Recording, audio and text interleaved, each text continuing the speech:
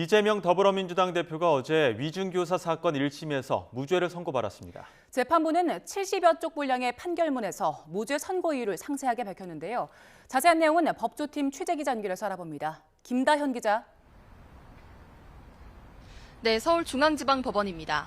일단 재판부가 이 대표의 위중교사 혐의는 무죄로 선고하고 위증한 혐의로 기소된 김진성 씨에게는 유죄를 선고했는데 먼저 김진성 씨 어떤 발언이 위증이라고 본 겁니까? 네, 재판부는 김 씨가 지난 2019년 이 대표 재판에 나와서 한 증언 6가지에 대해 판단했습니다. 이 가운데 4개는 유죄, 2개는 무죄라고 판단해 벌금 500만 원을 선고했습니다.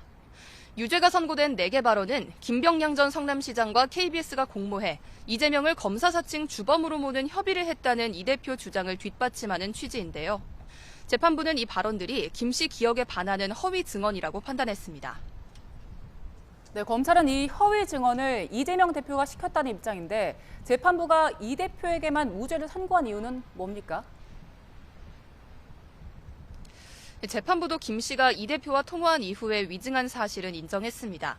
다만 이 대표가 위증을 교사할 고의는 없었다고 봤습니다. 쉽게 말해서 이 대표가 김 씨에게 증언을 요청한 건 맞지만 위증할 거라고 예상 못했을 수 있다는 겁니다.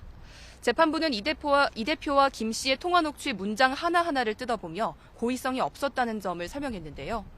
이 대표가 적어도 김 씨가 명확히 부정하지 않는 사안에 관해서만 추가 논의를 이어갔고 김 씨가 알 수 있을 만한 내용에 대해서만 증언을 요청했다고 판단했습니다.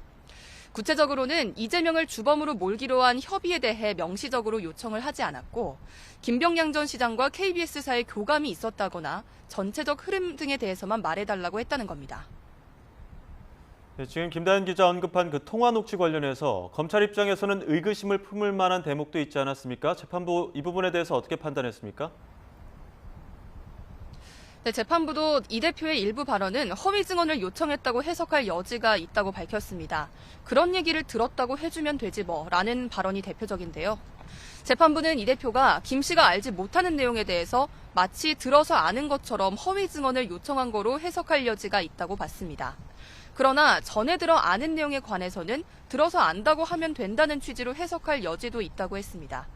형사재판은 엄격한 입증을 요구하기 때문에 이렇게 여러 가지 의미로 해석되는 발언을 처벌하기는 어렵다고 본 것으로 풀이됩니다. 네, 검찰은 즉각 항소하겠다는 뜻을 밝혔는데 검찰 내부 반응 어떻습니까? 네, 검찰은 범행을 자백하는 공범에게는 유죄를 선고하면서도 이 대표에게 무죄를 선고하는 것은 받아들이기 어렵다고 밝혔습니다. 판결문을 검토해서 항소하고 유죄 입증에 최선을 다하겠다고도 했습니다.